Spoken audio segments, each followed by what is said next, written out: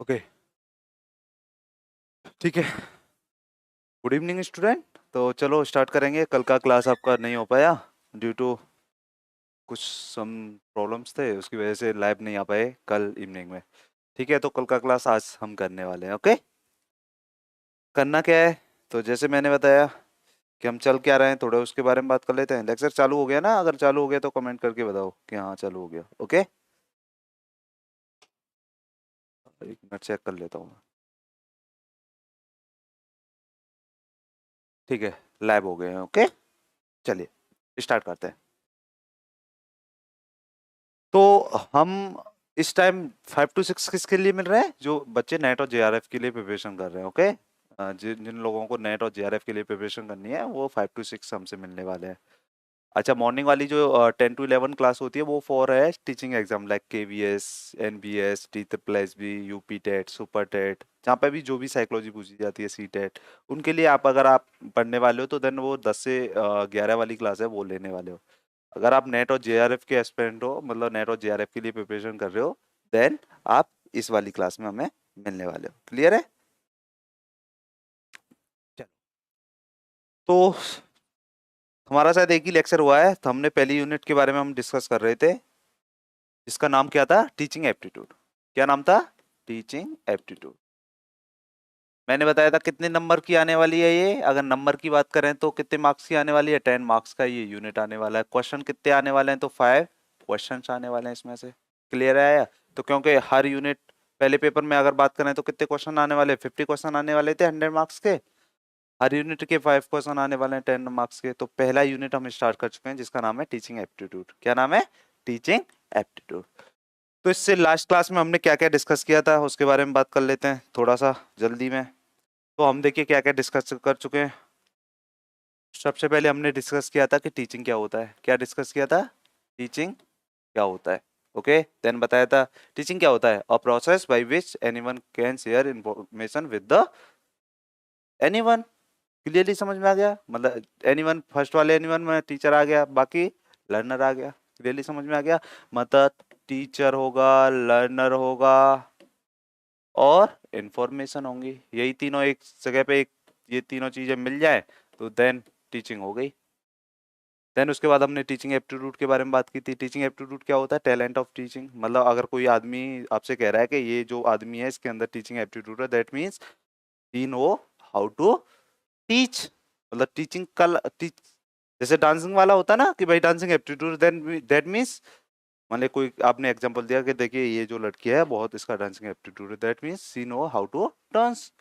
तो उसी हिसाब से टैलेंट ऑफ टीचिंग की बात करेंगे तो टीचिंग एप्टीट्यूड हो जाएगा। फिर उसके बाद हम गए थे किस पे? उसके बाद हम चले गए थे कि नेचर ऑफ टीचिंग की बात की थी, तो टायडिक होता है हमने किया था। उसके बाद टीचिंग वेरिएबल्स की बात की थी, तो देयर आर 3 टीचिंग वेरिएबल्स। कौन कौन से? Dependent, independent and interviewing. Dependent कौन है? लर्नर है। इंडिपेंडेंट कौन है? टीचर है। उसके बाद इंटरवेनिंग की बात करें तो कौन सा है?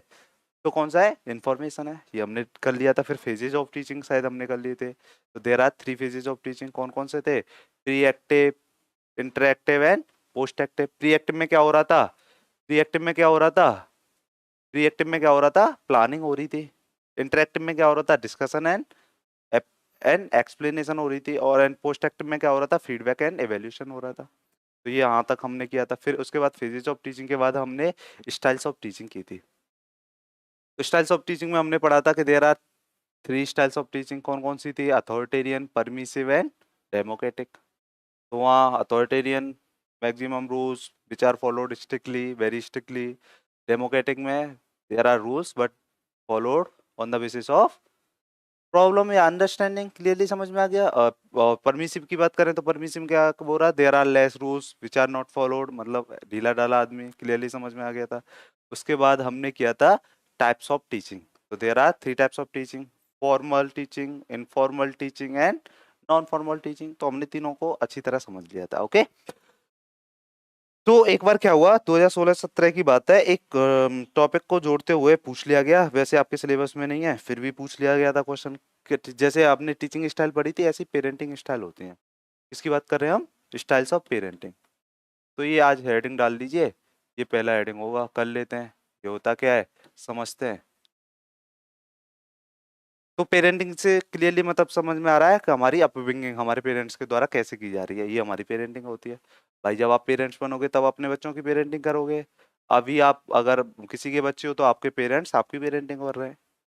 तो ये कई तरह से हो रही है। मान लो किसी किसी का किसी बच्चे की पेरेंटिंग स्टाइल ये है, किसी का किसी को किसी तरह से पाला गया, किसी को किसी तरह से पाला गया, किसी को किसी तरह से पाला गया। तो ऐसे करके मान लीजिए कितने ग्रुप हो जाते हैं, 4 ग्रुप हो जाते हैं। जितने भी हो आप लोग हो, वो या तो इस तरह से पाले गए होंगे, या इस तरह से, या फिर इस तरह से, या फिर इस तरह से। और का हो सकता है कि दो मिक्स करके पाले गए हो, ऐसा भी हो सकता है, लगता है। तो आज जानेंगे कि हमारी पेरेंटिंग कैसे हुई है। लाइफ के लिए बहुत इंपॉर्टेंट टॉपिक है। वजह क्या है? वजह क्या है कि जैसी हमारी पेरेंटिंग होगी, मतलब हमारा एनवायरनमेंट जैसा हमें मिलेगा, उसकी वजह से क्या होगा, बच्चे के कॉग्निशन पे इफेक्ट पड़ने वाला है। तो आपकी क्लास में जो बच्चा है उसकी पेरेंटिंग कैसे हुई है वो इनडायरेक्टली आपको पता होनी चाहिए। ओके। तो अगर हम बात करें तो पेरेंटिंग स्टाइल के टाइप्स स्टाइल्स की बात करें तो देयर आर 4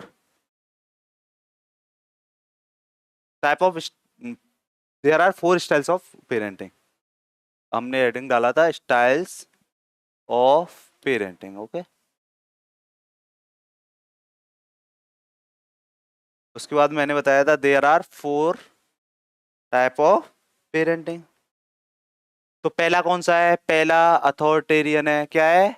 अथॉरिटेरियन स्टाइल। कुछ ऐसे पेरेंट्स हैं जो अपने बच्चों को किससे पाल रहे हैं? अथॉरिटेरियन स्टाइल से पाल रहे हैं। कुछ ऐसे हैं जो अथॉरिटेटिव के हिसाब से पाल रहे हैं। मतलब कौन सी स्टाइल है उनकी? अथॉरिटेटिव स्टाइल है। कुछ ऐसे पेरेंट्स हैं जो बच्चों को परमिसिव स्टाइल से पाल रहे हैं। कैसे पाल रहे हैं? परमिसिव स्टाइल से पाल रहे हैं। और लास्ट वन है जो वो क्या है? Uninvolved style of parenting. क्या है? अनइन्वॉल्व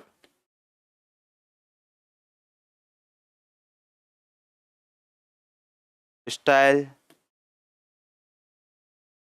तो इतना पता चल गया। अगर सीधा सा यूजीसी नेट फ्री के नंबर देने वाला होगा तो क्या पूछेगा? How many styles of parenting. तो there are 4 parenting style. First one is authoritarian, second one is authoritative, last और second last is permissive, and last one is uninvolved. अब सर समझ लेते हैं कि होता क्या है। सर इतना तो पता चल गया कि नाम तो पता चल गए कि इतने टाइप्स की होती हैं, बट अब ये भी तो पता होना चाहिए सर कि ये होता क्या है। चलिए उसके बारे में डिस्कस कर लेते हैं। अच्छा ये बताइए हमारी पेरेंटिंग में हो क्या रहा होता है? हमारी पेरेंटिंग में हो क्या रहा होता है? दो ही चीज मिल रही होती है, केयर हो रही होती है और हमें कंट्रोल किया जाता है। यही तो हो रहा होता है। भाई पूरी लाइफ क्या चलेगी पेरेंटिंग के ड्यूरिंग? या तो केयर मिल रही होगी, या कंट्रोल किया जा रहा होगा, या केयर प्लस कंट्रोल हो रहा होगा। अब मान लीजिए एग्जाम्पल के थ्रू समझाएंगे। अथॉरिटी, दो एग्जांपल ले लेते हैं। मान लीजिए एक कोई मतलब महिला है, महिला मतलब कोई गर्ल है, और उसे कोई मतलब मॉर्निंग में सुबह अर्ली कोई काम है, और उसके लिए उसे रात को ही प्रिपरेशन करनी है। रात के प्रिपरेशन करने के लिए जो सामान है वो उस लाना भूल गई है, और उसे लगभग 12 बजे याद आया कि मुझे ये सामान चाहिए जिससे मैं ये प्रिपरेशन करूंगी और मुझे अपना सबमिट करना है इधर मॉर्निंग में, अर्ली मॉर्निंग। अब वो चाहती है कि वो बाहर जाए और सामान खरीदे। ओके, क्लियरली समझ में आ गया कंडीशन। दूसरी कंडीशन ये है कि कोई एक लड़का है, मान ली क्या उम्र है, 16 साल के आसपास उम्र है, और उसे क्या चाहिए? बाइक चाहिए, वो भी स्पीड बाइक चाहिए। क्या चाहिए? स्पीड बाइक चाहिए। अच्छा, नेक्स्ट की बात कर लेते हैं। एक सिचुएशन ये है कि मान लीजिए आप हो, कोई एक बच्चा है जो अपने फ्रेंड्स के साथ गोवा जाना चाहता है। कहाँ जाना चाहता है? गोवा जाना चाहता है घूमने। और फ्रेंड्स कैसे हैं? फ्रेंड्स ऐसे मान लीजिए अल्कोहलिक हैं, ड्रग्स लेने वाले हैं, मतलब पेरेंट्स को पता है कि इसके फ्रेंड मतलब गलत हैं, गलत in the terms of habits. Okay, उनकी गलत हैबिट्स हैं। तो तीनों सिचुएशन समझ में आ रही है। इधर क्या है? नाइट को कंपलसरी काम के लिए बाहर जाना है। इधर क्या है? एक 16 साल का बच्चा है जिसे स्पीड बाइक चाहिए। इधर क्या है कि एक बच्चा है जिसे गोवा जाना है। मान लीजिए कोई महिला ही है और जिसकी उम्र है 22 के आसपास, और वो अपने फ्रेंड्स के साथ कहाँ जाने चाहती है? घूमने गोवा जाना चाहती है। और फ्रेंड्स का मैंने कंडीशन क्या ले रखी है कि फ्रेंड्स कैसे हैं? एल्कोहलिक हैं, मतलब बैड हैबिट्स में है। अब क्या कर रहे होंगे ये पेरेंट्स? देखिए जो अथॉरिटेरियन स्टाइल के जो पेरेंट्स होते हैं वो केयर तो करते ही नहीं है बच्चों की, ओनली क्या करते हैं? बच्चों को कंट्रोल करते हैं। तो सिचुएशन में डाल लेंगे। यहाँ जाना है किसी को तो बोलेंगे पापा मुझे सामान लेके आना है, मुझे बाहर जाना है, तो वो क्या बोलेंगे आप इतनी लेट थोड़े जाओगे, मानी बहुत कंपलसरी काम है, सुबह सबमिट करना है कुछ, इसी से उसके बिना प्रिपरेशन नहीं हो सकती, कि बिल्कुल सबमिट ना हो, टाइम से जाना चाहिए था, अब नहीं जाओगे। ये 16 साल का बच्चा बाइक मांग रहा था, बोल दिया नहीं मिलेगी, क्या करेगा बाइक का, इस टाइप से बोल दिया। ओके, देन गोवा वाले के नहीं, नहीं जाओगे। ओके, इसमें क्या हो रहा है, बच्चे को मतलब स्ट्रिक्टली मना कर दिया, मतलब only control, care there is no care. Okay, अब क्या कर रहा है बच्चा, जिसके साथ भी ये हो रहा है वो क्या, बच्चा क्या सोच रहा है, कब तक रोक लोगे, बोलते हो ना कि ठीक है अब मैं बड़ा हो जाऊंगा तब थोड़ी रोक लोगे मुझे। तो क्या हो रहा है, बच्चे की कॉग्निशन पे इम्पैक्ट पड़ रहा है कि नहीं, वो पेरेंट्स के खिलाफ जा रहा है या नहीं, मतलब कम कहीं ना कहीं कॉन्ट्रास्ट वाली फीलिंग आ रही है। दूसरे कौन से पेरेंट्स हैं जो अथॉरिटेरियन स्टाइल के हैं, वो क्या कर रहे हैं, केयर भी कर रहे हैं कंट्रोल भी कर रहे हैं। सर एग्जांपल में बताइए कैसे, समझ में नहीं आया। मान लीजिए 12 बजे जाना था, क्लियरली पता चल रहा है कि लेट नाइट हो गया है, कुछ भी मिस हैपनिंग हो सकता है, तो अब पेरेंट्स क्या कर रहे हैं, ऐसा काम करते हैं, या तो मैं चला जाता हूँ मैं लेके आता हूँ, या फिर ऐसा है अगर तुम्हारा भी जाना कंपलसरी है तो मैं साथ में चलता हूँ। ओके, दोनों लेके आते हैं। अब क्या हुआ, कंट्रोल हो गया, जो मिस हैपनिंग के बारे में सोच के हम मना करने वाले थे उसको कंट्रोल कर लिया, केयर हो गई क्योंकि उसकी जो आवश्यकताएं थी वो पूरी कर दी। यहाँ पे 16 ईयर जो बच्चा है वो क्या कर रहा है, उसे स्पीड बाइक चाहिए, अब उसे क्या बोल रहे हैं ये कौन से पेरेंट्स, अथॉरिटेटिव स्टाइल वाले, कि देखो 18 ईयर्स से पहले तो आपको वैलिड ही नहीं है बाइक चलाना, एक काम करते हैं बाइक तो नहीं मिलेगी, बाइक क्रॉस की क्या मिले, आप एक काम करो अच्छी सी साइकिल ले लीजिए, क्या कर लीजिए, अच्छी सी साइकिल ले लीजिए, मतलब कोई अच्छी साइकिल दिला दी। इससे क्या हुआ, कंट्रोल कर लिया भाई, वजह के कि मान लिया कोई कंट्रोल किससे कर दिया, मिस हैपनिंग से, कि स्पीड बाइक होगी तेज चलाएगा कुछ भी मिस हैपनिंग हो सकती है, तो उससे तो कंट्रोल कर लिया, बाइक दिला दी तो उसकी थोड़ी सी विश पूरी कर दी। इससे क्या हो गया, केयर भी मिल गई उसे और कंट्रोल भी हो गया। इधर क्या हो रहा है, बच्चे को मतलब लड़की बिटिया को गोवा जाना है फ्रेंड्स के साथ, अब क्या कर रहे हैं कि विश तो गोवा जाना है, तो अब बजाय क्या मना करने की, फ्रेंड्स के साथ ना, तो अब क्या बोल रहे हैं कि एक काम करते हैं नेक्स्ट वीक सब लोग चलते हैं घूमने, गोवा ही चलते हैं। अब इससे क्या है, फ्रेंड्स के साथ से रोक लिया और गोवा की विश पूरी कर दी।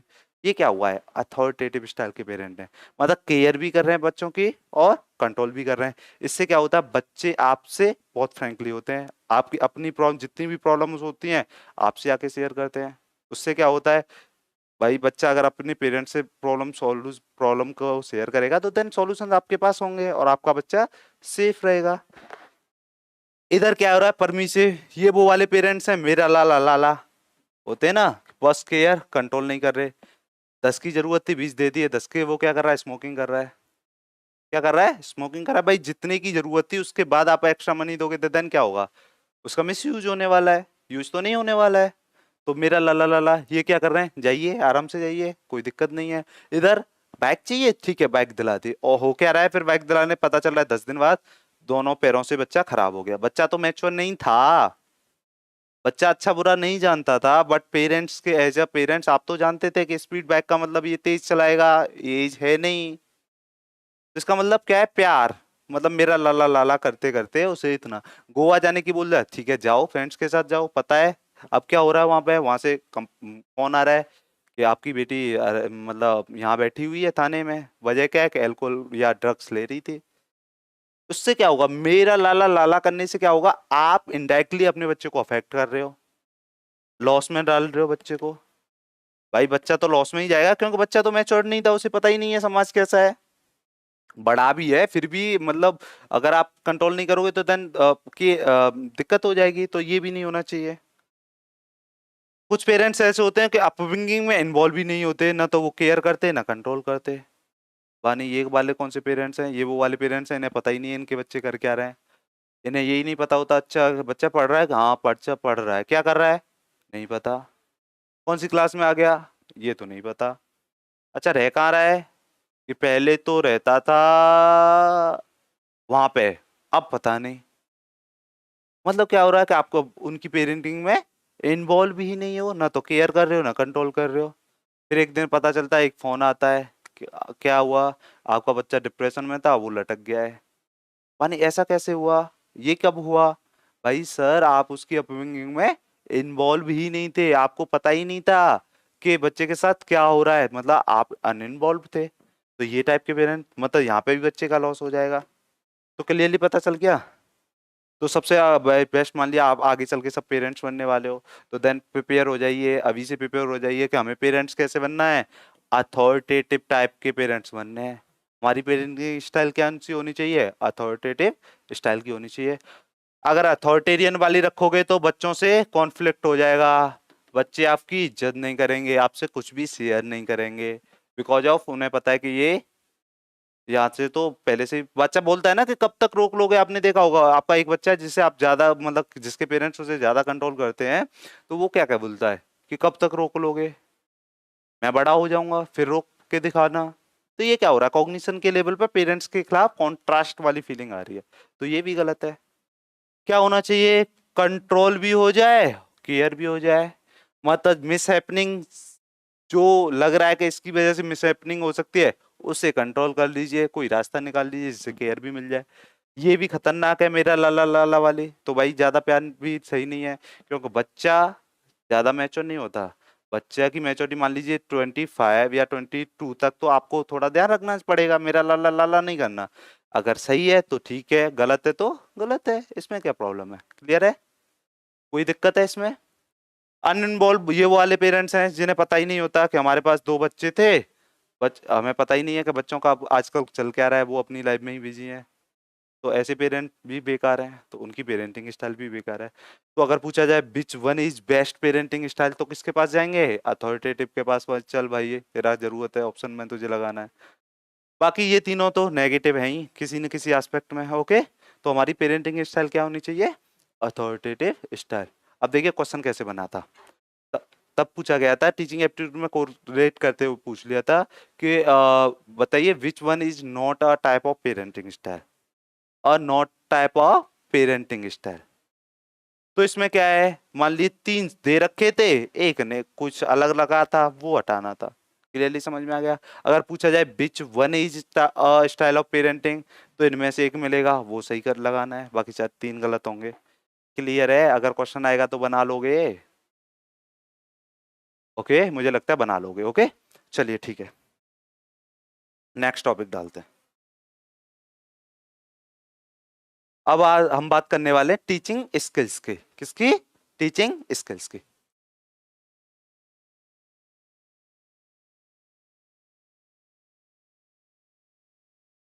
चलिए टीचिंग स्किल्स के बारे में बात कर लेते हैं।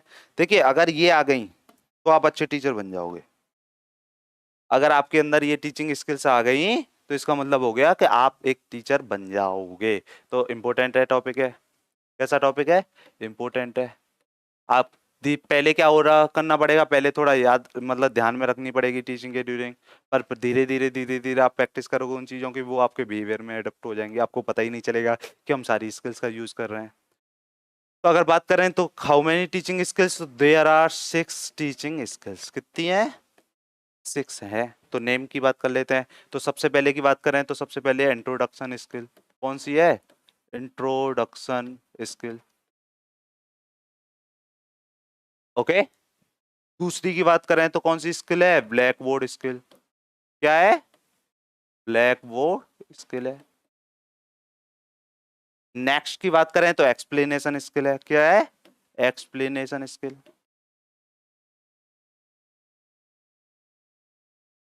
उसके बाद की बात करें तो क्वेश्चन आंसर स्किल है, क्या है, क्वेश्चन आंसर स्किल है।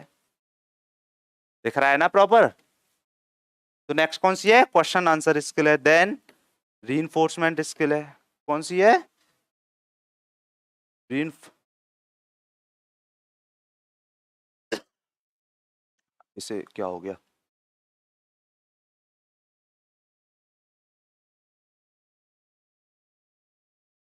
तो नेक्स्ट कौन सी है, रीइंफोर्समेंट स्किल है, ओके। और उसके बाद की बात करें तो कौन सी है,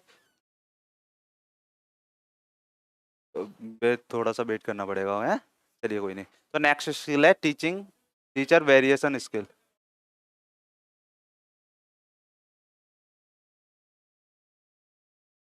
ओके ओके ओके, चलिए ठीक, चलो।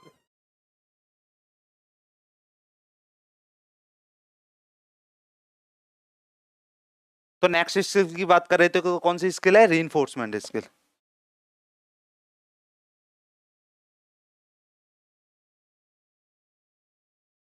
और लास्ट की बात कर रहे हैं तो कौन सी स्किल है? Teacher apostrophe S variation skill, teachers variation skill. Okay, ये 6 स्किल्स हैं। अब क्या है, ड्यूरिंग टीचिंग ये टीचर सारी स्किल्स का यूज कर रहा होता है। जो टीचर ये स्किल्स का यूज कर रहा होता है वो क्या हो जाता है? एक इम्पैक्टफुल, एक इंटरेस्टिंग, एक ज्यादा ज्यादा इम्पैक्ट डालने वाला टीचर बन जाता है।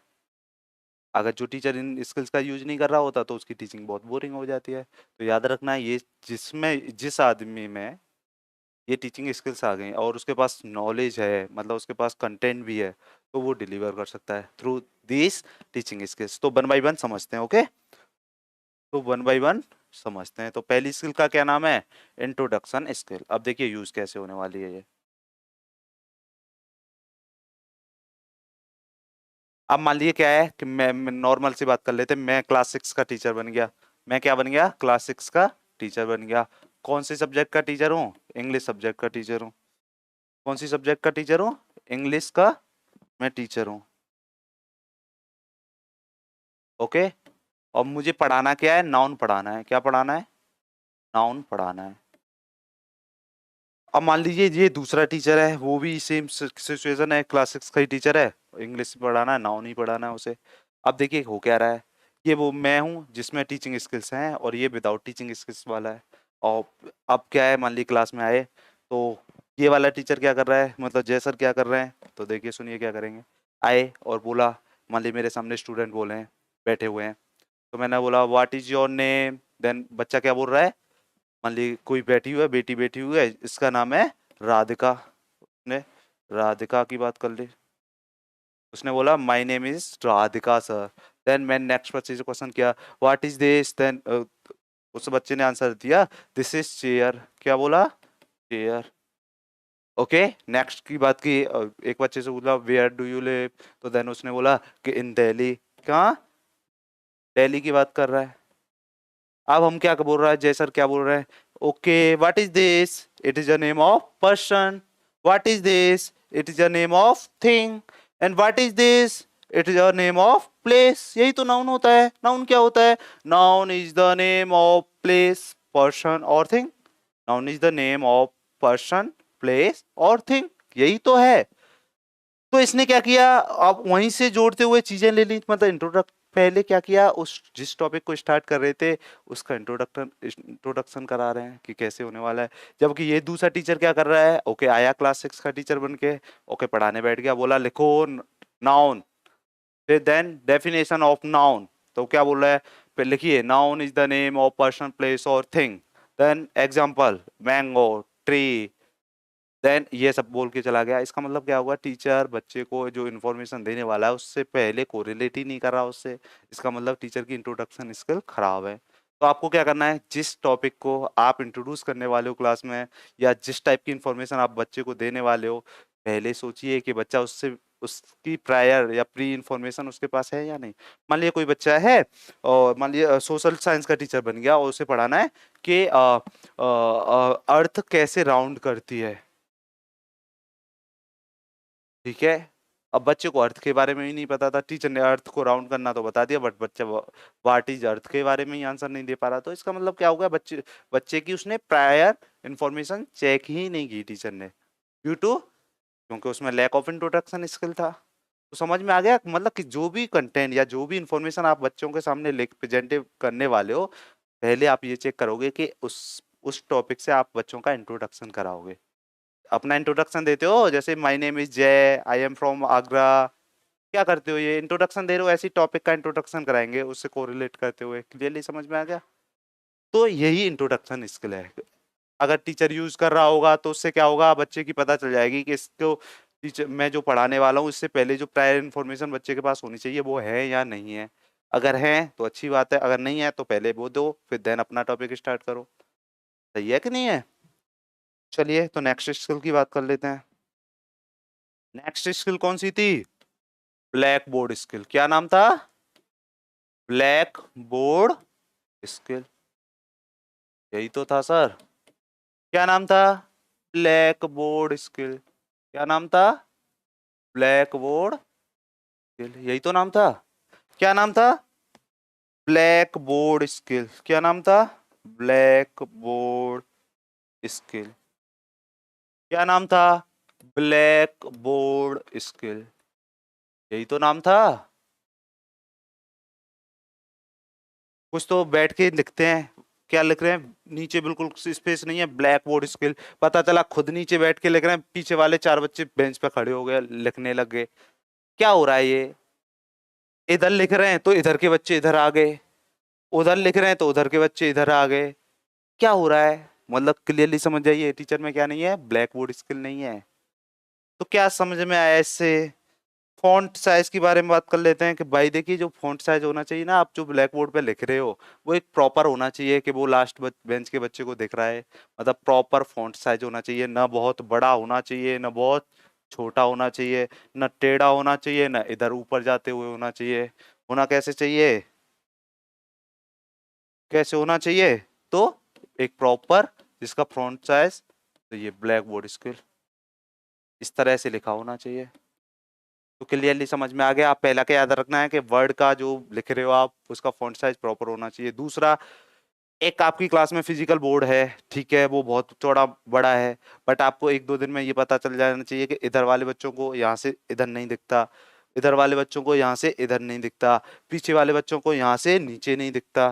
तो कितना भी बड़ा व्हाइट बोर्ड हो, आपके माइंड में एक व्हाइट बोर्ड होना चाहिए जो लास्ट बच्चे के अकॉर्डिंग होना चाहिए।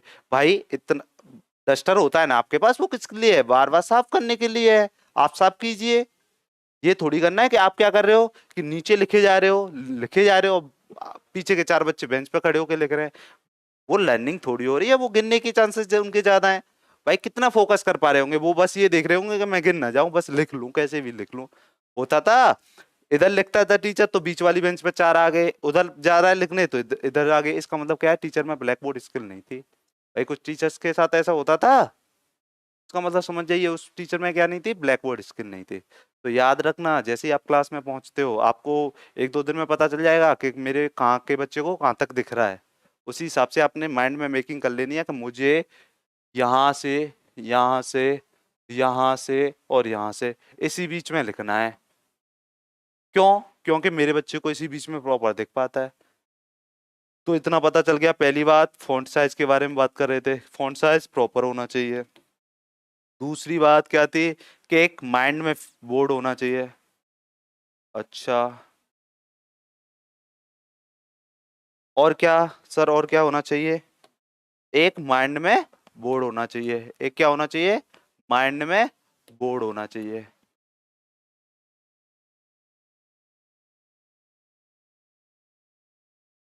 समझ में आ रहा है कुछ? कुछ टीचर करते हैं ऐसा।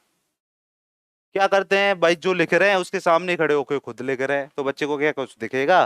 तो इसका मतलब क्या आ गया कि जब आप व्हाइट बोर्ड यूज कर रहे होंगे या ब्लैक बोर्ड यूज कर रहे होंगे, तो आपका एंगल क्या रहना चाहिए? 45 डिग्री एंगल होना चाहिए। तो आप कैसे लिखोगे? ऐसे भी नहीं लिखोगे, ऐसे लिखोगे। आपका एंड कैसे होगा? ऐसे होगा। जैसे राम, मुझे लिखना है राम इज गोइंग। क्या लिखना है? Ram is going. फिर से आ गया ये।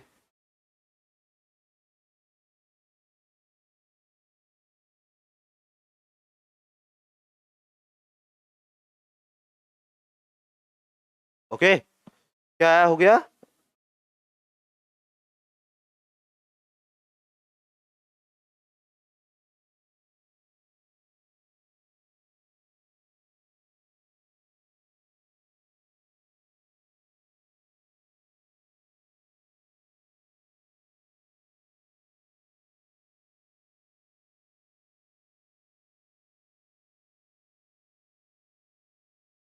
एक मिनट रुको।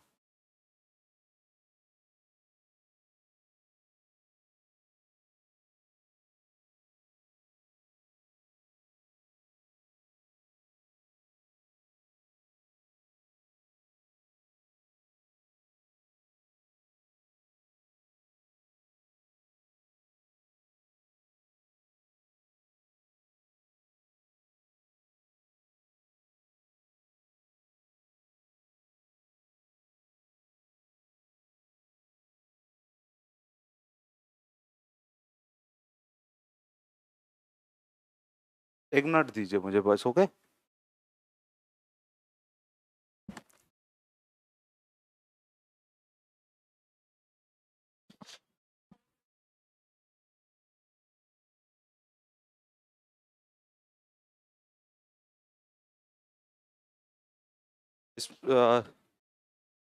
ये नोट 5 खोलो उसमें।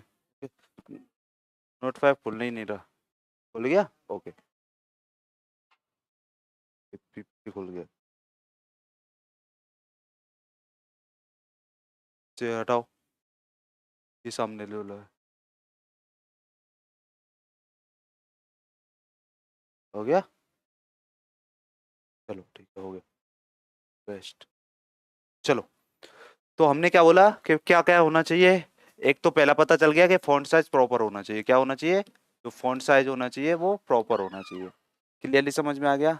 दूसरी बात क्या है? दूसरी बात हमने ये बात की थी कि एक माइंड में बोर्ड होना चाहिए। क्लास का कितना बड़ा बोर्ड है डिपेंड नहीं करता, मैटर ही नहीं करता, वो बजी नहीं। ओके, तो माइंड में बोर्ड होना चाहिए। ओके, नेक्स्ट की बात करें तो और क्या होना चाहिए कि आप 45 डिग्री एंगल पे लिख रहे होंगे, ऐसे लिख रहे होंगे, तो आपका जो एंगल होना चाहिए वो कितना होना चाहिए? 45 डिग्री एंगल होना चाहिए। अच्छा, दूसरी बात क्या होना चाहिए? जो आप व्हाइट बोर्ड पे लिख रहे हो वो बोलते रहने थे, बोल आवाज में बोलते रहने चाहिए। उससे क्या होगा, बच्चे जो, हमें पता है कि there are 3 types of learner. कौन कौन से?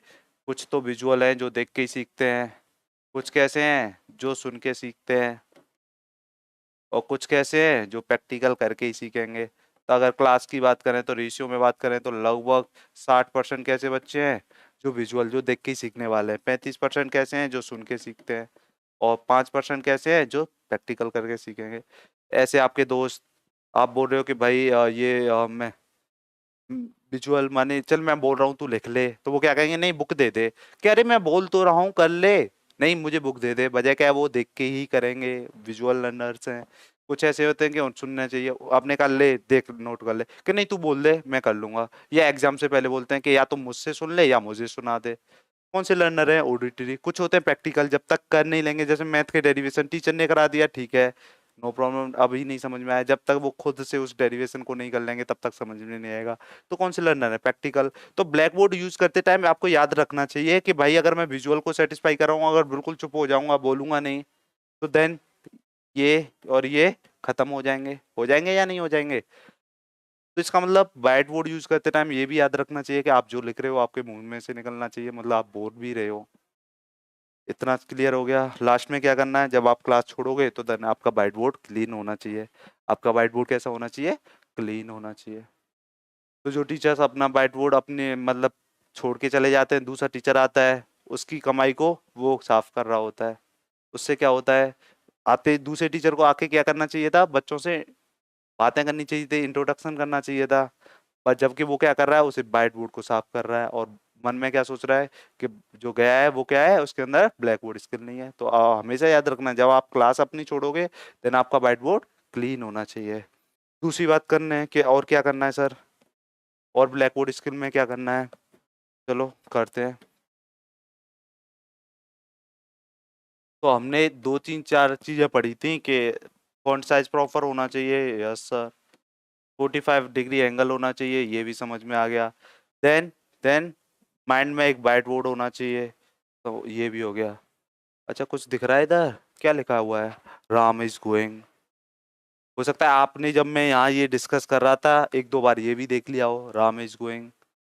इधर देखा, फिर देन यहाँ पे आ गए, फिर एक बार फिर से ध्यान इधर गया कि यहाँ पे क्या लिखा हुआ है, वो देख लिया। इससे क्या हो रहा है, मतलब फोकस डाइवर्ट हो रहा है। इसका मतलब आप क्या याद रखना है कि आपके व्हाइट बोर्ड पे वही बस उतना ही होना चाहिए जो आप डिस्कस कर रहे हैं, बाकी आपका व्हाइट बोर्ड या ब्लैक बोर्ड क्लीन होना चाहिए। समझ में आया?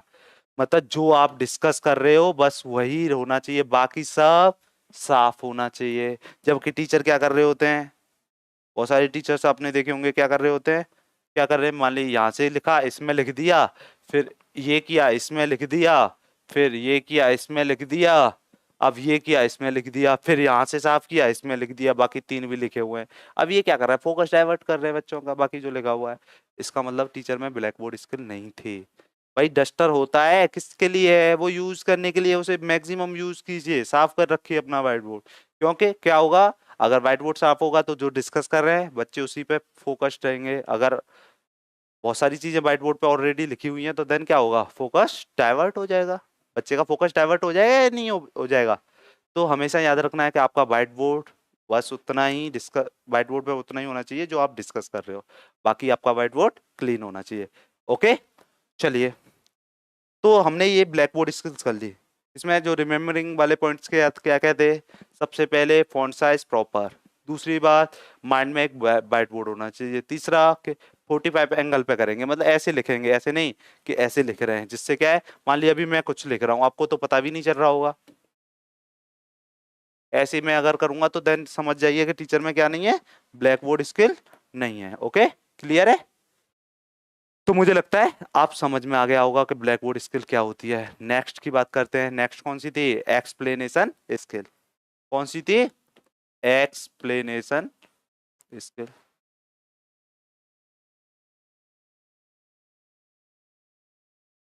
अब यहाँ क्या दिख रहा है, एक्सप्लेनेशन स्किल मतलब अब अब ये यहाँ पे ये पता चल रहा है कि आपके पास जो इन्फॉर्मेशन है आप उसे एक्सप्लेन कैसे कर रहे हो।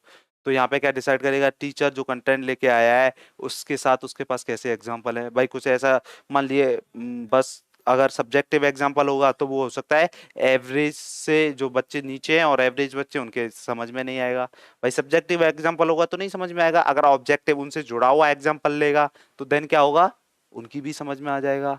तो हमारे एग्जांपल मोर देन वन होना चाहिए, ऐसा नहीं है कि एक टॉपिक को लेके बस अब एक ही एग्जांपल है हमारे पास। उससे क्या होगा, हो सकता है कि एवरेज बच्चा सेटिस्फाई हो गया, बिलो एवरेज रह गया और हायर एबिलिटी वाला भी रह गया, क्यों, उसके लिए नहीं समझ में आया।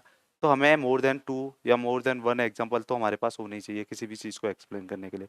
दूसरी बात कि एज अ टीचर आप कौन सा वाला टीचिंग मेथड यूज कर रहे हो। भाई कोई किस, मान लीजिए मुझे अर्थ पढ़ानी है, कि जो अर्थ है वो मान लीजिए मैं क्लास 6 का टीचर बन गया या 7 का टीचर बन गया, और मैं कौन सी सब्जेक्ट का टीचर हूँ, मैं हूँ सोशल साइंस का, किसका, सोशल साइंस का टीचर बन गया। और मुझे बताना है कि बच्चे को कि अर्थ कैसे अपने एक्सिस पे राउंड करती है और कैसे सन के अराउंड राउंड करती है, दोनों चीजें समझानी है।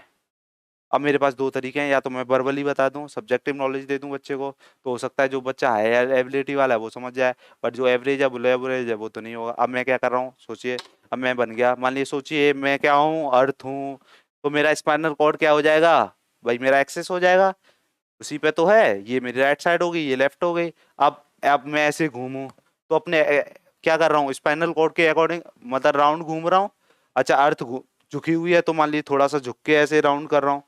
फिर कोई एक बच्चा खड़ा कर लिया, उसे बना दिया सन बना दिया और बोला भाई देख तू सन है, तू फिक्स रहना है, तू नहीं घूमेगा, फिक्स कर दिया। अब देन मैं क्या कर रहा हूँ, ऐसे ऐसे घूमते घूमते घूमते घूमते और उसके चारों तरफ घूम जाता हूँ।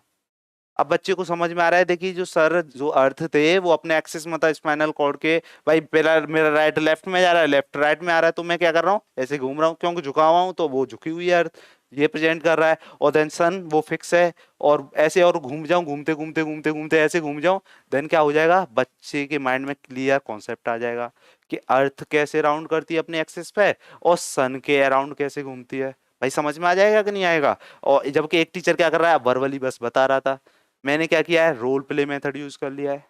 मैंने क्या कर लिया है, रोल प्ले मेथड यूज कर लिया है। खुद को नहीं यूज करना, मान लीजिए दो ऐसे बच्चे उठा लिए जो प्रैक्टिकल लर्नर थे, एक को सन बना दिया, दूसरे को अर्थ बना दिया और घुमा दिया। उससे क्या हो जाएगा, बच्चे के माइंड में क्लियर ही तरह से वो कॉन्सेप्ट क्लियर हो जाएगा। अब ये क्या है कि टीचर में एक्सप्लेनेशन स्किल्स कैसी हैं, वो मोर देन उसके पास बहुत सारे टीचिंग मेथड हैं या नहीं, हो सकता है डिमोन्स्ट्रेशन मेथड ले आए, भाई वो ग्लोब ही ले आए, ये ग्लोब दिखा दे बच्चों को, ऐसी अर्थ होती है, ऐसे घूमती है, ये क्या कर रहा है, डिमोन्स्ट्रेशन मेथड का यूज कर रहा है। कोई मॉडल ले आए और उसे दिखा दे तो डिमोन्स्ट्रेशन मेथड का यूज हो रहा है। तो इसमें क्या हो रहा है, टीचर कितने मेथड्स के थ्रू उस इंफॉर्मेशन को दे रहा है, ये टीचर की एक्सप्लेनेशन स्किल है। अगर टीचर को टीचिंग मेथड्स बहुत पता है तो देन वो क्या करेगा, अपनी इंफॉर्मेशन को किसी न किसी टीचिंग मेथड के थ्रू आप बच्चों तक पहुंचाने की कोशिश करेगा। और जब पहुंचाएगा तो जितना इम्पैक्टफुल होगा उतनी अट्रैक्टिव टीचिंग बन जाएगी। क्लियरली समझ में आ गया। तो एक्सप्लेनेशन स्किल के लिए टीचर को क्या होना चाहिए, उसके पास बहुत सारे टीचिंग मेथड्स होने चाहिए, बहुत सारे एग्जाम्पल्स होने चाहिए। समझ में आ गया, जो सबको सेटिस्फाई करें।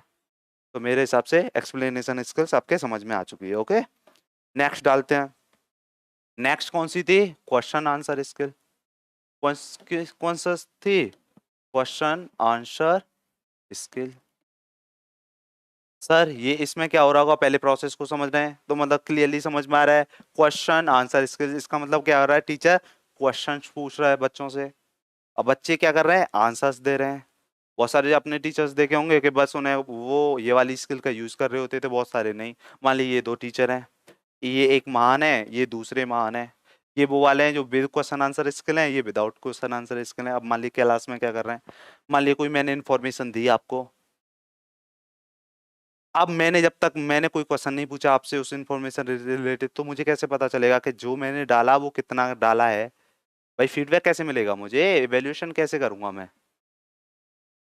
तो जो टीचर क्वेश्चन आंसर स्किल का यूज नहीं कर रहे होते तो उनकी क्लास में क्या होता है, बच्चा पैसिव हो जाता है। क्या हो जाता है? बच्चा पैसिव हो जाता है कि टीचर तो कुछ पूछता ही नहीं।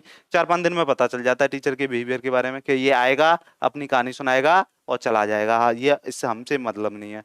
तो वो हो सकता है दूसरे कोई होमवर्क कर रहे हो, किसी दूसरे लेक्चर का होमवर्क कर रहे हो, या किसी दूसरे टीचर के नोट्स बना रहे हो, आपका काम नहीं कर रहे होंगे क्योंकि पता है कि ये एक्टिव नहीं रखेगा। इससे क्या होगा, बच्चे पैसिव हो जाएंगे। अगर आप क्या कर रहे हो, अल्टरनेटिव क्वेश्चन भी पूछ रहे हो, मान लीजिए जैसे पूछ लिया कि what is black board skill, अब क्या कर रहा है, मान लीजिए 2-3 दिन में पता चल जाएगा बच्चों को कि भाई ये वाला टीचर क्वेश्चन पूछता है, जो पढ़ाता है उसमें से क्वेश्चन पूछता है। उसकी वजह से क्या होगा, बच्चा फोकस रहेगा, उसे पता है कि आंसर देना है, मेरा भी नंबर आ सकता है कभी भी। अल्टरनेटिव बच्चे उठाइए। दूसरी बात क्या हो रही है कि आपको पता चल रहा है कि असेसमेंट किसका हो रहा है, लर्निंग का, कि लर्निंग जो मैंने डाला, जो इनपुट डाला है वो आउटपुट के रूप में कितना में निकला है। ये कैसे पता चलेगा? थ्रू क्वेश्चन आंसर स्किल, तभी तो पता चल सकता है। भाई मान लीजिए मैंने पढ़ा के चला गया, बच्चे के समझ में कितना आया है ये मैं कैसे पता करूंगा? कैसे पता करूंगा? क्वेश्चन पूछ के। अब मैं क्या कर रहा हूँ क्लास में, मान मान लीजिए यहाँ 100 बच्चे बैठे हैं, अब मैं अल्टरनेटिव वहां से उठा लिया, एक वहां से उठा लिया, वहां से उठा लिया, वहां से उठा लिया, और उनसे क्वेश्चंस पूछ रहा हूँ। इससे क्या हो जाएगा, मुझे थोड़ा ओवरऑल आइडिया हो जाएगा कि जो मैंने बच्चों को बताया वो पहुंच गया। अगर नहीं पहुंचा है तो दूसरा एग्जाम्पल लूंगा, दूसरा टीचिंग मेथड यूज करूंगा, जिससे बच्चा 100% बच्चों को सेटिस्फाई कर पाऊं। तो इसका मतलब टीचर को क्वेश्चन आंसर स्किल का यूज करना चाहिए कि नहीं करना चाहिए? भरपूर यूज करना चाहिए। क्या करना चाहिए? भरपूर यूज करना चाहिए। नेक्स्ट स्किल की बात करें तो कौन सी थी? Reinforcement skill. कौन सी थी? Reinforcement skill. तो क्लियरली समझ में आ रहा है, वर्ड में ही लिखा हुआ है रीइंफोर्समेंट, मतलब कुछ दिया जा रहा है, क्लियर है।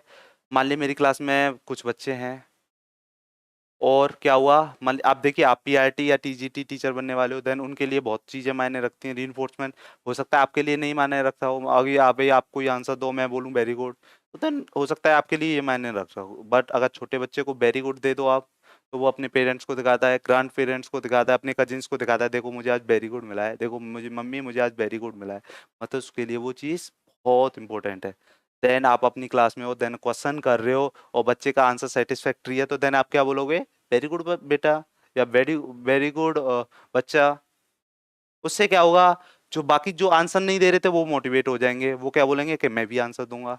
अभी 2 हाथ खड़े कर रहे थे, आपने बोला कि कौन बताएगा इसका आंसर, तो अभी देखा 2 आंसर कर रहे थे, जैसे उन्होंने आंसर दिया आपने बोला क्लैपिंग फॉर राहुल, तभी बच्चे क्लैपिंग कर रहे हैं, तो देन और जो बच्चे थे वो भी मोटिवेट होंगे कि आगे से हम भी आंसर देंगे। और नेक्स्ट डे आप आंसर क्वेश्चन पूछ रहे हो तो 4 बच्चों के हाथ खड़े हो रहे हैं, 5 के खड़े हो रहे हैं। क्या हुआ? क्योंकि आपने रीइंफोर्समेंट दिया, इसकी वजह से बच्चों को मोटिवेशन मिला। बट मान लीजिए एक क्या है, होता क्या है, मान लीजिए कोई टीचर है जो रीइंफोर्समेंट स्किल का यूज ही नहीं कर रहा। अब मान लीजिए कि आप उसने क्वेश्चन भी पूछा, तो पता चला कि एक ने आंसर दे दिया, कुछ दिन तक कुछ बच्चों ने आंसर दिया, पता चला धीरे धीरे वो भी हाथ नहीं खड़ा कर रहे। अबे आपने किया है कि नहीं? क्वेश्चन टीचर क्वेश्चन पूछता है कि कौन बताएगा, आपको आंसर भी पता होता है, बट फिर भी आप हाथ खड़ा नहीं कर रहे होते हो, बस वजह क्या है कि आपको रीइंफोर्समेंट नहीं है, पता है जो देने वाला था वो भी कुछ दिन में धीरे धीरे बंद हो जाएगा आंसर देना। वजह क्या है, टीचर कौन सी वाली स्किल का यूज नहीं कर रहा था? रीइंफोर्समेंट स्किल का यूज नहीं कर रहा था। Because you want to become a PRT teacher, तो आपको 1 to 5 मतलब समझ जाइए 6 से 11 साल के बच्चे मिलने वाले हैं, उनके लिए रीइंफोर्समेंट बहुत जरूरी है। किसी का स्माइली फेस बना दिया, मान हैंड राइटिंग अच्छा है तो वेरी गुड लिख दिया, इससे क्या होगा कि बच्चा और मोटिवेटेड होगा और अच्छा हैंड राइटिंग में नोट्स बनाएगा। बट आप बहुत अच्छा हैंड राइटिंग लिख के आ रहा है, फिर भी आप सिंपली उसे जज करके खत्म कर रहे हो, तो देन वो फोकस ही नहीं करेगा कि मुझे हैंड राइटिंग पे काम करना है, क्योंकि उसे जो उसने वर्क किया उसका उसे एप्रिसिएशन ही नहीं मिला, तो देन उसकी जो काम करने का जो कैपेसिटी है या जो मोटिवेशन है वो धीरे धीरे कम हो जाएगा। तो आपको as a teacher reinforcement skill use करनी चाहिए या नहीं करनी चाहिए? करनी चाहिए, ओके।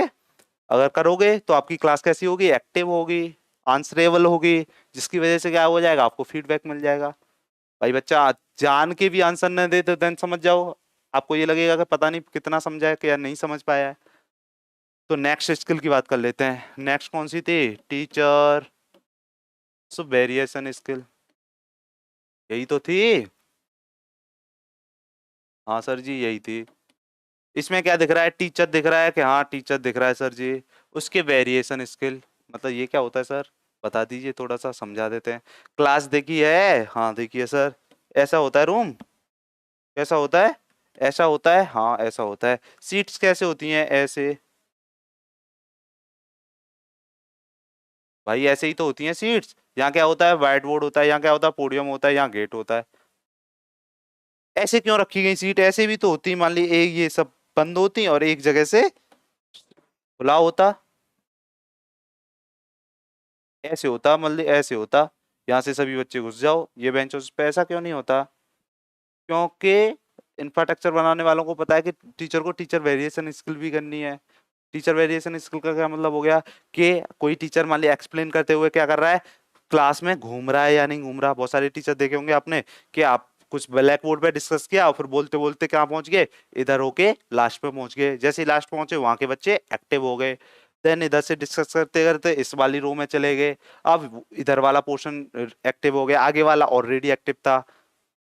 तो क्या है, अगर टीचर वेरिएशन स्किल कर रहा होगा तो उसकी क्लास में 2-3 दिन में बच्चों को पता चल जाता है कि टीचर कौन सा किस टाइप का है। तो टीचर वेरिएशन स्किल का यूज करोगे तो देन उन्हें पता है कि टीचर आके देख सकता है, गए और आपके देखा, ओके लिख लिया, वेरी गुड। किसी की नोटबुक में देखा, अच्छा नोट्स बना रहे हो, ठीक है, ओके वेरी गुड। अब क्या है, अगर और कुछ ऐसे हम महान टीचर होते हैं वो क्या करते हैं, क्लास में जाके पहली बेंच मतलब कुर्सी पे चेयर पे बैठ जाते हैं और 4 बच्चों से इंटरेक्ट करते हैं बस। आगे के जो 4 बच्चों से इंटरेक्ट करते हैं, 2-3 दिन में टीचर बच्चे पहचान जाते हैं कि ये तो बस आएगा आगे बैठा रहेगा यहीं से पढ़ाएगा। तो वो पीछे वाले क्या कर रहे हैं, लूडो खेल लेते हैं, कुछ क्या टिफिन खुल जाता है, टिफिन खा लेते हैं। कभी कभी ये होता है कि पीछे वाले गेट से दो निकल गए, कब निकल गए पता ही नहीं चला, और कब अंदर आ गए पता ही नहीं चला। बिकॉज ऑफ, क्योंकि टीचर में कौन सी स्किल नहीं थी? टीचर वेरिएशन स्किल नहीं थी। तो याद रखिए, during class, during your lecture आप चेयर का यूज नहीं करोगे। अगर आप चेयर का यूज करोगे तो देन आप टीचर वेरिएशन स्किल का यूज नहीं करोगे। भाई नहीं करोगे ना। ना ब्लैक बोर्ड का यूज करोगे। अगर ब्लैक बोर्ड का यूज नहीं करोगे तो जो विजुअल का 60% रेशियो था उन्हें तो आप पढ़ा ही नहीं रहे हो, बस ऑडिटरी को पढ़ा रहे हो। तो हमेशा याद रखना है कि टीचर वो बनाई गई है ना, वो इसमें स्पेस इसीलिए छोड़ा गया है कि आप पीछे तक जाएं, इंटरेक्ट करें, देखें पीछे वाला बच्चा आप जो आप डिस्कस कर रहे हो उसमें एक्टिव है या नहीं है। समझ में आ गया है नहीं आया? तो जिस देखिए धीरे धीरे क्या है, पहले तो आपको याद रखना पड़ेगा, कुछ दिन प्रैक्टिस, जैसे आप टीचिंग करोगे तो कुछ दिन तो आपको याद रखना होगा कि ये वाली टीचिंग स्किल मुझे यूज करना है। पर धीरे धीरे धीरे धीरे धीरे धीरे आपका बिहेवियर इसे एडप्ट कर लेगा। आपको पता भी नहीं चलेगा, एज अ टीचर आप सारी स्किल्स का यूज कर रहे होंगे, बट और आपकी उससे क्या होगा, जैसे ही जैसे आप सारी टीचिंग स्किल्स का यूज कर रहे होंगे आपकी टीचिंग कैसी बन जाएगी? बहुत अट्रैक्टिव और इम्पैक्टफुल बन जाएगी या नहीं जाएगी? तो चलिए आज के लिए हम इतना ही रखेंगे और थोड़ा सा समराइज कर लेते हैं कि आज हमने पढ़ा क्या क्या है। ओके। तो आज हमने सबसे पहले क्या किया था? सबसे पहले हमने किया है चलिए अभी हमने टीचिंग स्किल्स किया था। ओके, क्या किया था? टीचिंग स्किल्स किया था। उससे पहले हमने क्या किया था? पेरेंटिंग स्टाइल्स किया था। क्या किया था? पेरेंटिंग स्टाइल्स किया था। तो दो टॉपिक आज हमने कंप्लीट कर लिए हैं। समराइज कर देता हूँ। तो पेरेंटिंग स्टाइल की बात करें तो समझ में आ गया कि हमारे पेरेंट्स हमारी कैसे पेरेंटिंग कर रहे हैं, ये क्या है हुई? स्टाइल हो गई। या हम अपने बच्चों की कैसे पेरेंटिंग करने वाले हैं, ये क्या है? पेरेंटिंग स्टाइल है। तो अगर पूछा है हाउ मेनी पेरेंटिंग स्टाइल, तो देयर आर 4 पेरेंटिंग स्टाइल। कौन कौन सी? First one is authoritarian, second one is authoritative, तीसरी परमिसिव थी, और चौथी कौन सी थी? Uninvolved style of parenting. अच्छा, अथॉरिटेरियन में क्या हो रहा है? Only control without care. Authoritative की बात करें तो केयर विथ कंट्रोल। परमिसिव में क्या हो रहा है, only care no control. Uninvolved में क्या हो रहा है, there is no care no control. Clear है। उसके बाद हमने किया टीचिंग स्किल्स, तो देयर आर 6 टीचिंग स्किल्स। कौन कौन सी थी, तो सबसे पहले इंट्रोडक्शन स्किल थी, देन ब्लैक बोर्ड स्किल थी, देन एक्सप्लेनेशन स्किल थी, देन क्वेश्चन आंसर स्किल थी, देन रीइंफोर्समेंट स्किल थी, देन टीचर्स वेरिएशन स्किल थी। ओके, तो मुझे लगता है कि ये आपके समझ में आ गया होगा। तो देखिए अब करना क्या है, अब आपको जो करना है मैं बता देता हूँ। डेली आप ये लेक्चर लीजिए। हम टीचिंग एप्टीट्यूड लगभग 10 क्लासेज में खत्म कर लेंगे। उसके बाद हम रिसर्च एप्टीट्यूड स्टार्ट करेंगे। उसके बाद हम हायर एजुकेशन वाला सेक्शन लेंगे। उसके बाद हम पीपल डेवलपमेंट एंड एनवायरनमेंट वाला। ऐसे धीरे धीरे धीरे धीरे हर अप्रोक्स 8 से 9 क्लासेस में हर यूनिट को हम कंप्लीट कर लेंगे। कुछ छोटी यूनिट हैं जैसे कम्युनिकेशन हो गया, कॉम्प्रहेंशन हो गया, ये 2-3 दिन की यूनिट है तो वो कर लेंगे। तो बस बनी रहिएगा मोटिवेशन के साथ। अगर बने रहेंगे तो क्लासेस आपकी हेल्प करेंगे। और अगर लग रहा है कि जो डिस्कस किया जा रहा है वो अच्छा है, अच्छी तरह समझ में आ रहा है, तो चैनल को या इस वीडियो को लाइक कर लो। आगे चाहते हो कि हम पढ़ते रहें नहीं सर से, तो चैनल को सब्सक्राइब कर लीजिए। नोटिफिकेशन के लिए बेल दबा लीजिए। और अगर लग रहा है कि ये टीचर मतलब या ये जय सर के द्वारा डिस्कस किया जा रहा है वो अच्छी तरह किया जा रहा है, तो आपके आसपास जितने भी लोग नेट के लिए प्रिपरेशन कर रहे हैं, आप जिनको जानते हैं, आपके रिलेटिव हो सकते हैं, आपके फ्रेंड्स हो सकते हैं, आपके भाई बहन हो सकते हैं, तो आपको क्या करना है, उनके साथ इस वीडियो को शेयर करना है। बहुत सारी चीज़ें वैसे भी तो शेयर करते रहते हो, मीम्स एंड और ये सब, तो जो काम की चीज़ें वो शेयर किया कीजिए। अगर आपको लगता है कि वर्थ इट है, इससे फ्रूट्स निकल के आएंगे इस क्लास से, तो देन वीडियो को शेयर भी करना है। तो क्या करना है, आपका काम क्या है, वीडियो को लाइक करना है, चैनल को सब्सक्राइब करना है और वीडियो को शेयर करना है, जिससे ज़्यादा से ज़्यादा लोगों का भला हो सके। ओके, क्योंकि देखिए फ्री एजुकेशन में तो बहुत सारे लोगों के पास रिसोर्सेज नहीं होते, बट अगर फ्री एजुकेशन, अगर गाइडेंस सही मिल जाए तो देन वो भी एक इतना बड़ा एग्जाम निकाल सकते हैं। ओके, तो हमारे एक शेयर करने से अगर लोगों का भला हो रहा है तो करते रहिए, खुशियां बांटते रहिए। ओके, चलिए आज के लिए इतना ही रखेंगे। Thank you all of you. Okay, चलो खत्म करते हैं।